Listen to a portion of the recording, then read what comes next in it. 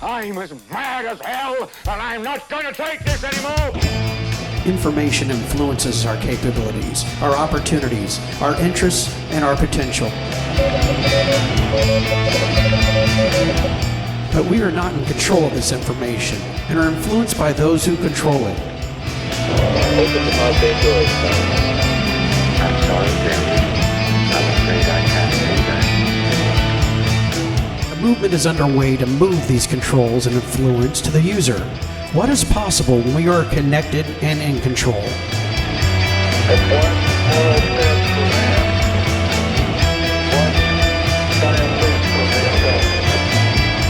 This is the quest. This is the emergence.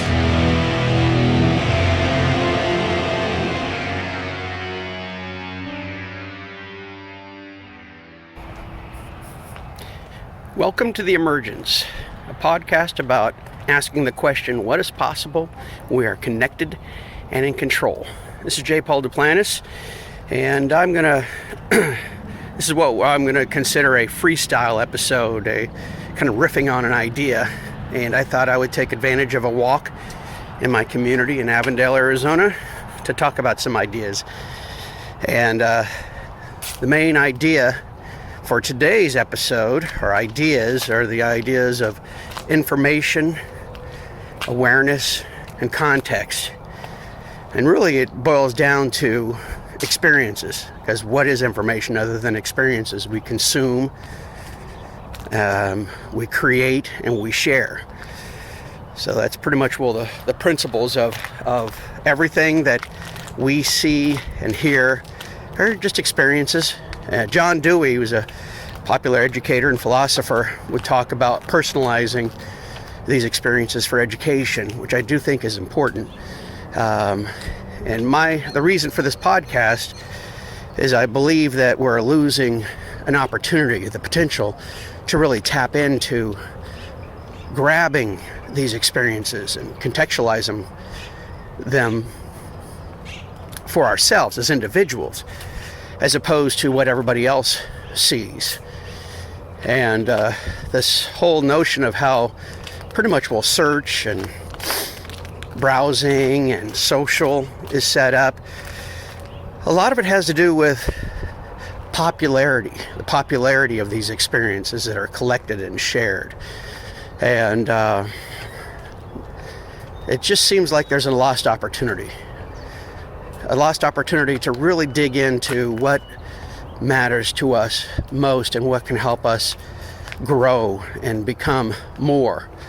It's experiences. I mean, from the beginning of time, it's how we've taken these experiences and we've learned from them, and theaters of education and learning, books, then radio and TV, and then the internet, and where we are now, and Web 2.0 on more of the social connection. And when I really think about it, is the opportunity is lost because these realities of experiences are rendered for us now more than they ever have been. And this collectivized view of the world is something that is I don't know if I'd necessarily say it's dangerous in certain applications. If it keeps on going the way that it's going, it could be, because we're highly influenced. And we've always been influenced from day one, believe me. There's no doubt about it. We've always been influenced with the information, or lack of it. Even before communication technology of any sort, we were influenced by leaders withholding information, giving us information that is selected that's going to benefit them, as opposed to benefiting us individually. So it's always been about manipulation of these experiences. But I guess the thing that I have right now, my point, is that we have an opportunity like no other time in the world, because we have an incredibly powerful connection. Technology on our mobile devices, we're able to connect with each other like no other time in the history of the world, but this connection is highly centralized. So the experiences that are shared are taken through this filter to some degree, and really doesn't allow us to, when you think of the word digging for the truth, it's not allowing us to hold that spade, to hold that shovel. We're not digging for the truth as much as the truth has been being rendered for us. And one of the reasons why I wanted to do this while I was on a walk is because, you're out here in nature and you're experiencing things. It's really kind of gives you an appreciation of what you can learn from your surroundings and what is possible. So I always like to think, because I actually consulted for a VR company at one point, and through Timefire and their virtual world of Hypatia, and I did a demo, and there was a virtual tree in there, and I was just struck by that. I see trees here, right? A little orange grove. This is just right in my community. And my understanding of a tree is going to be different than your understanding of a tree. I mean, if you're a botanist and I'm just a casual walker, you're going to have a different lens on that than I will. And that's good. But the thing is that in these environments where we're going into with artificial intelligence and AR and VR, there's a lot of opportunities for us to really have an appreciation for these experiences that we're connected with.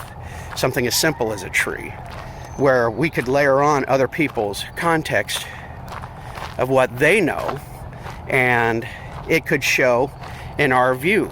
Now, the problem with the way that the internet is now, this connection, is that it's highly centralized. So the decisions of what information is going to really be pulled through there is going to be more of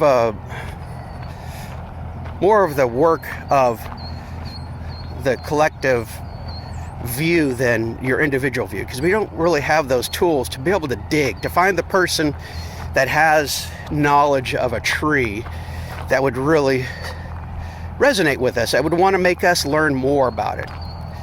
Google, you go search for a tree, and that's great. You're going to have all these different views, but are these views something that really speaks to our interests, to our potential? Because if we could find somebody that had a unique view on something such as a tree that could inspire us to want to engage at a different level, to have an appreciation for that tree, to have an understanding of it, to really want to drive us, to push us to want to learn, then that could be a really positive thing for us. But again, these tools are seriously not created to help us dig. Now, when you're talking about search, then yes, we can do Boolean searches, and we can really craft a long string of keywords to be able to find the information. But not everybody really knows Boolean. And really, should they, to be able to render these realities or render these experiences that really speak to them? Is it really necessary for them to have a specialty to be able to find these experiences that really speak to themselves, that really just can engage them at a different level? So there's a couple things with this. One is the fact of the way that technology is now, is these experiences are attached inside the application itself. So that's one of the things, and one of the technologies I follow, Solid Pods with Tim Berners-Lee, is that the whole idea is to take all of our experiences, all of our data, and separate it from the application. So when you go and visit Facebook, then that data is yours. That data is not Facebook's. And so every time you go to Google, you go to Facebook, you go to Microsoft, when you're accessing their silos of information, you're granting permissions for that to be property, your experiences to be their property. Now, there's some other new technologies coming out, DuckDuckGo for search and Brave for browsers, that are promising better opportunities to be able to protect our data, but it's not really a universal construct that these experiences are ours. So there's two sides of this. One is legally, I do believe we need to have data rights. These are our rights. The data is ours. It's not the actual silos, because we don't have the tools to reinforce that. We don't have the legislation to really reinforce that. And Europe there has the GDPR, which is really starting to speak to that. But that's something that needs to be a major element of this is use the law to be able to help us protect our experiences, the things that we learn, and the things that we can discover. Okay, so what Google does is that they take these, and Facebook and all the social platforms, they take these implicit behaviors of where we visited and what we've done on the web, and then they use that to feed us more advertisement and other experiences. Well, that's not necessarily something that I've said I'm specifically interested in. It's just things that I've done. So everything that I do doesn't mean everything that I want to learn. It's just it's really seems like that's a road that can just take you into this loop. So you have just assume that we get these protections of experiences that we create, consume, and share are ours, and we can have the measure of law be able to enforce it. So if somebody takes advantage of the information of these experiences, then they can be held accountable in the court of law. Let's assume that is a reality, and we eventually get towards there.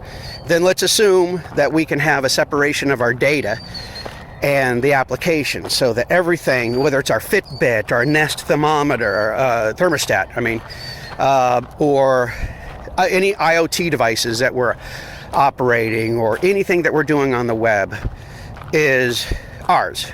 So we've got this data, we've got these personal online data stores, whomever creates it. And that's an important note. I want to make sure you know that these personal online data stores, they have to be neutral. We have to be able to move them around. If we're not happy with where our data is stored, we need to be able to go to another place so that that data is always ours. That is the principle of Solid. Hopefully they hold to that, because if we can't take and make that from all of our experiences portable and then store it in any application we want, or store it in any data store that we want, then we're back to square one, where we're trapped in a silo and they're holding our experiences hostage. So there is so that's extremely important, is at these data stores. So we've got the legislation, we've got the ability to separate the data from our applications. And then the third part of that is really building the tool set on top of these frameworks to really truly allow us to dig for information, to give us the tools to be able to render our experiences, our realities. And that's something I've been battling for a long time, and it's one of those things a lot easier to think than actually do, because I've tried to build these tools. I'm actually trying to build another set of tools right now, and I'm telling you, it's just a lot.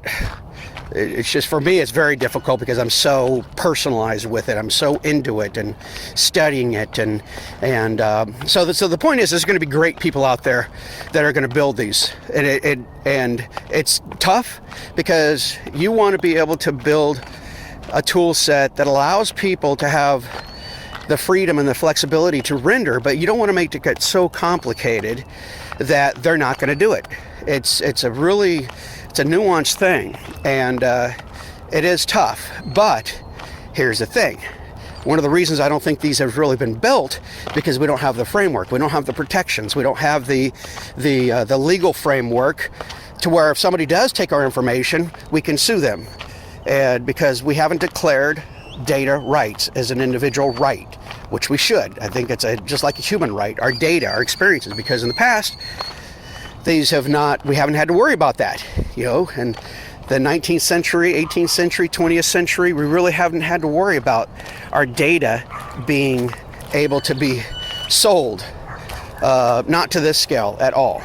So the biggest part of this is where can we go moving forward, creating awareness of all these things with the legal framework for our rights, fighting for these data stores. I don't know if it's going to be a solid pod is going to be the only thing. Actually, I think it should be a number of different applications that stores our data, and then building a community of developers harnessing these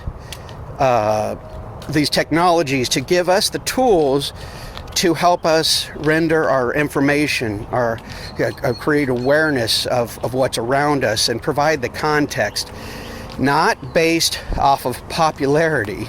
And that's my thing, is that popular is fine, okay? So you go to Google and you search for George Washington, and the top result is a Wikipedia article, but there's also millions and millions of other articles in that search, that if we had better tools and we had more control over our experiences, we could find things that just rock our world. And that's something I've been chasing for a very long time, and I haven't been able to build it.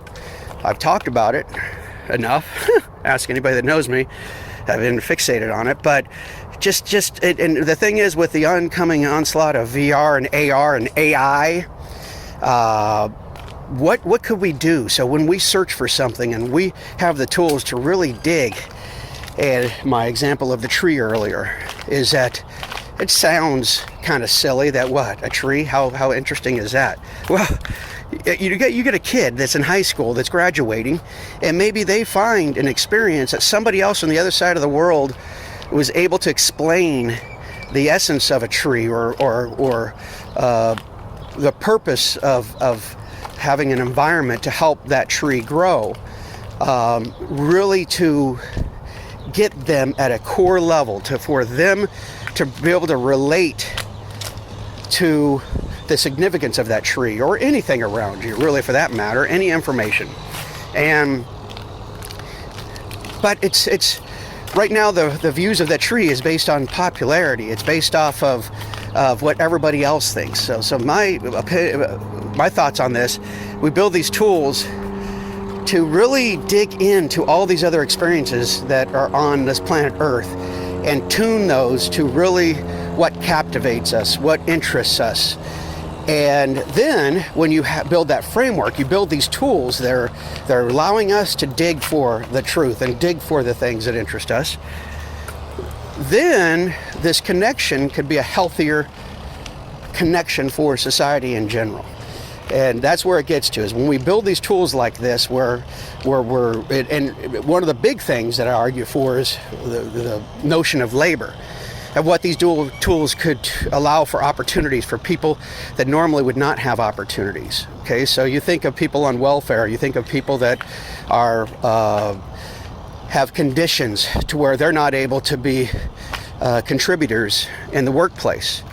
Well, when you build these tools, that is actually, you can have somebody that's a paraplegic, that they can share a skill set that normally they wouldn't be able to do. But if they had a skill set that they were able to use through a connection to somebody else, and they found value in that skill set, and they were able to be paid, or maybe they would actually do that for different individuals or different companies. It's an exchange, this value of exchange. If we build the right tools, we can start to lift and create an exchange of value beyond only monetary. But again, we're not going to do it, I don't believe, under a centralized control framework that we have right now without data rights.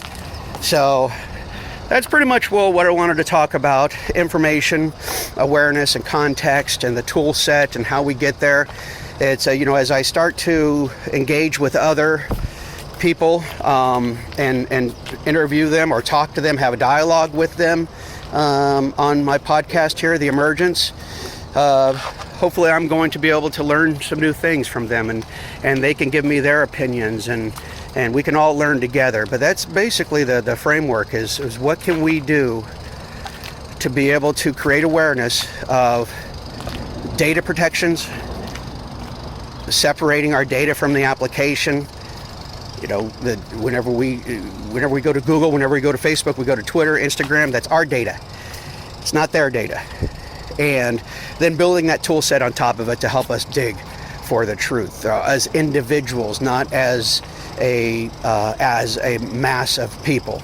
And then as we come back stronger individually, then we'll be better as a whole. And so that's why I want to engage people with on this podcast. If anybody knows of anyone that would like to actually share their ideas, share their technology, share their thoughts, that's what I want to do. I really want to get out there and engage with people around these ideas, and very excited about it. And I'll continue to do additional episodes like this, ideas off the top of my head, for good, bad, or the ugly. So I thank you, everybody, and we'll talk to you on the next episode.